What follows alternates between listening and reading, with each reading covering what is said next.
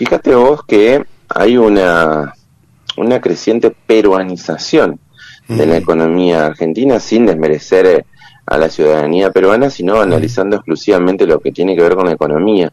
Todas estas reformas que se están planteando en términos laborales, previsional, impositivo, lo único que van a terminar trayendo no es una reducción del trabajo informal, sino todo lo contrario. Perú tiene un 70% de trabajo informal, Argentina tiene un 43%. Estamos hablando de un escenario, sobre todo lo que es, por ejemplo, la reducción del monotributo y el pasaje autónomo, que no solamente va a multiplicar exponencialmente los costos mensuales de quienes están en el monotributo, sino que van a quedar muchos fuera del sistema, que mínimamente están incorporados en ese sistema con aportes previsionales e impositivos. Entonces, hay que analizar exhaustivamente, con mucho cuidado, cada una de las letras chicas que están detrás de estos proyectos que ya en breve comienzan a discutirse. Ya se han filtrado algunos datos que resultan de gran preocupación.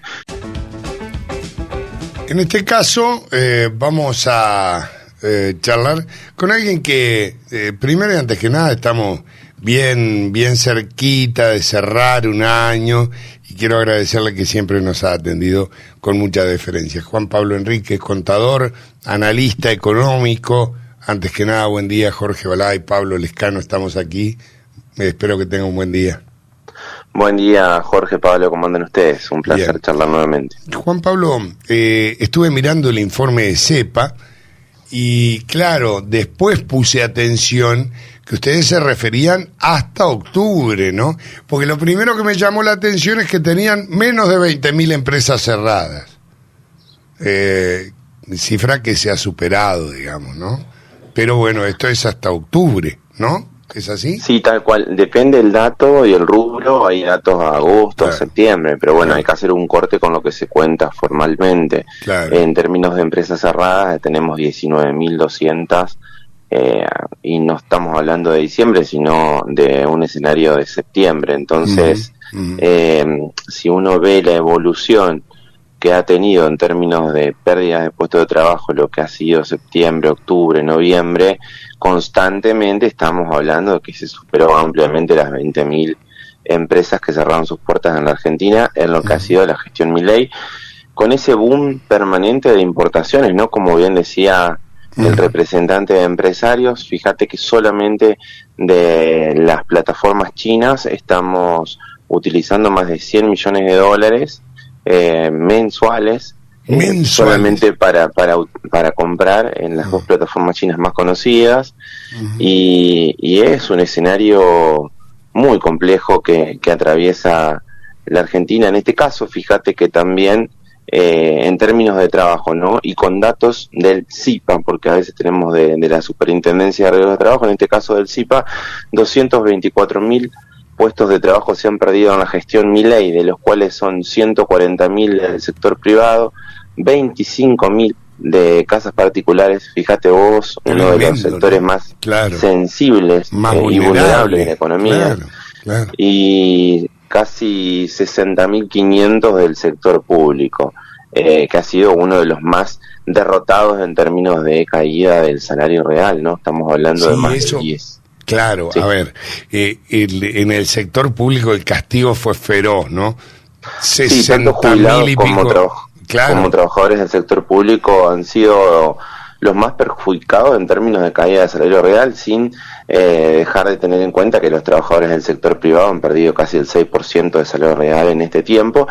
Y siempre estamos hablando de datos del INDEC medidos en base a indicadores que han sido sumamente cuestionados, ¿no? Quizás no tanto por el establishment, porque hay una cobertura hacia la dirección del INDEC, pero sí por el sector de la heterodoxia económica, que obviamente muestra que la realidad no coincide con los datos que se vienen dando el INDEC hace mucho tiempo ya. A ver, cuando hacen referencia en el informe de CEPA al sector público provincial, ¿es en todas las provincias un promedio o hacen referencia a Entre Ríos? Sí, promedio de todas las provincias. De todas las provincias. Sí, claro. Obviamente. O el dato es nacional, digamos. Exactamente. Ajá. Estamos hablando de salarios de trabajadores privados registrados, es decir, los que están en blanco, y tienen una caída importante. El sector público ni hablar, es tremenda la caída del salario real, ¿no? Sí, totalmente. En términos del sector público también estamos hablando de que llega a superar el 30% en la mayoría de los casos de lo que es el sector público nacional.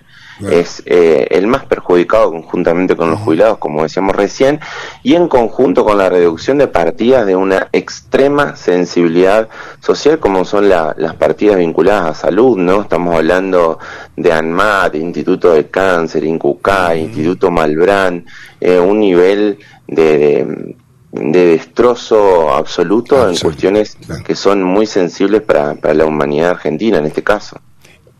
A veces cuesta entender cierto aval que ha conseguido el gobierno nacional.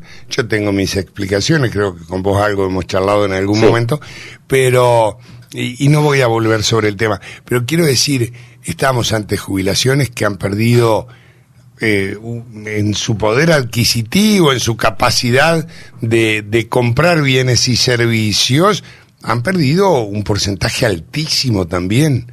Es decir, si tenemos en cuenta, en el informe de ustedes figura la mínima con bono, pierde 16,5%, obviamente las jubilaciones más altas perdieron mucho más, ¿no? Totalmente. Fíjate vos que hay una creciente peruanización de la economía argentina, sin desmerecer a la ciudadanía peruana, sino analizando exclusivamente lo que tiene que ver con la economía.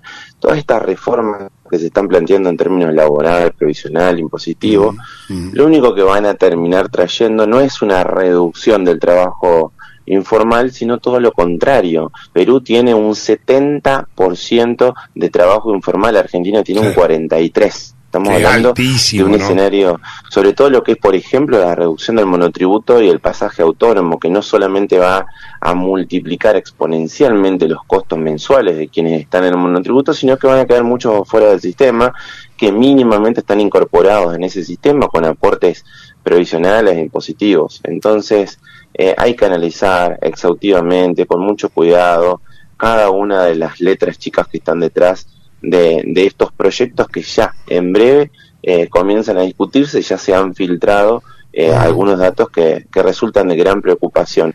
Recién escuchaba al empresario que decía que habría que tener en cuenta el comportamiento de otros países, como el caso de México, citó Chile, Uruguay.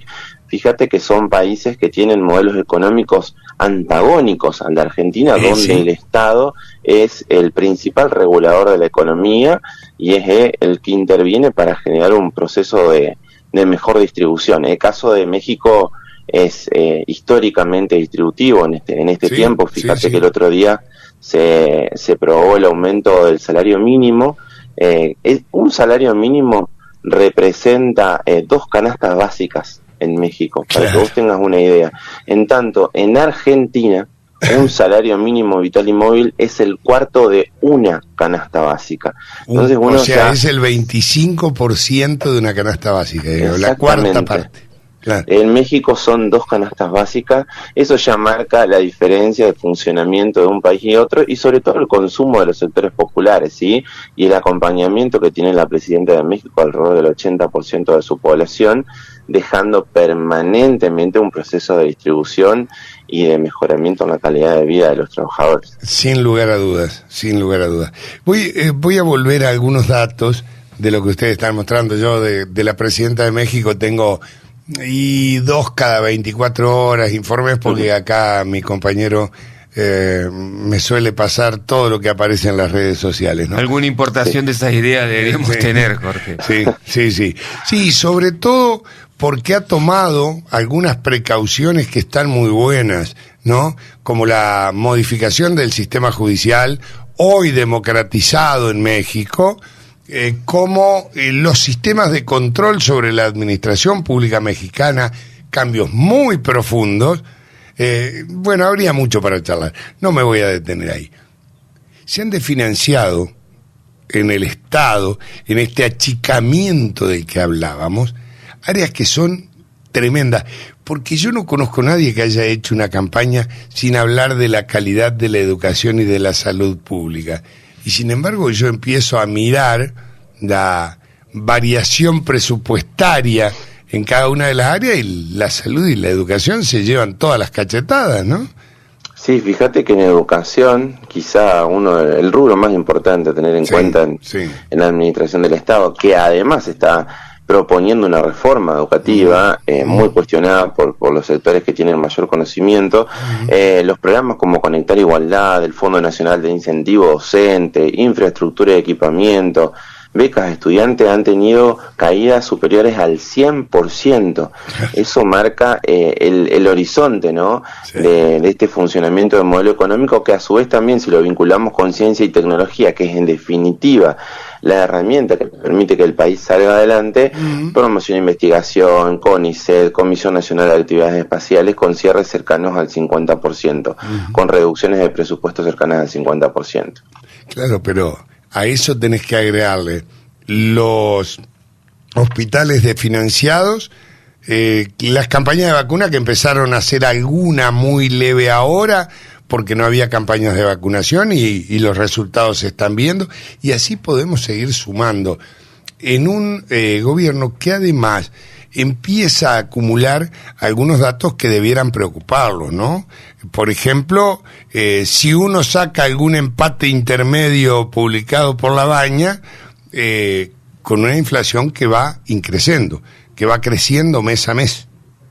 Sí, hay una inflación que va creciendo porque se va tocando mínimamente el tipo de cambio, porque cada vez existen menos dólares que formen parte del reaseguro de las reservas de la Argentina, y en este caso esto no va a durar de manera permanente. Está acudiendo por estos días Caputo a ver cómo consigue un nuevo endeudamiento, porque tiene que hacer frente a obligaciones ahora a comienzo de 2026, claro. Y se está se está ofertando una tasa casi del 10% en dólares, lo cual en términos internacionales es una absoluta irresponsabilidad. Está bien, pero ayer pagó 9.25 y no consiguió ni la cuarta parte de lo que esperaba. Por eso mismo marca el estado de desesperación. Hay que estar muy cauteloso con esa cuestión y tratar de presentar proyectos alternativos, porque esta Argentina, como ha ocurrido ya en otros procesos históricos con el mismo modelo económico de valorización financiera, tiene un destino que termina siendo muy perjudicial para el conjunto de los trabajadores y para el sector productivo del país. La última, y con esto redondeamos y no te molesto más. Este modelo ha necesitado de un nivel de consumo en miles de millones de dólares para sostener el tipo de cambio, los rescates financieros que fueron necesarios, 2 en 6 meses, ¿no?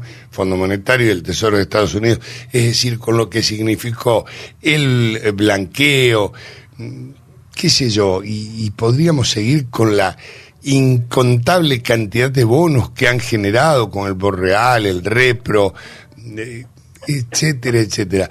Nos está dejando una economía explosiva.